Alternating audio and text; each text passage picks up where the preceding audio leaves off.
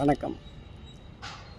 புத்திர தோஷத்துக்கு எந்த கிரகங்கள்லாம் எப்படி இருந்தால் தோஷமாக மாறும் அப்படின்னு பார்த்தோம்னா, புத்திர தோஷத்துக்கு 5வது பாவம் தான் மிக முக்கியமானது.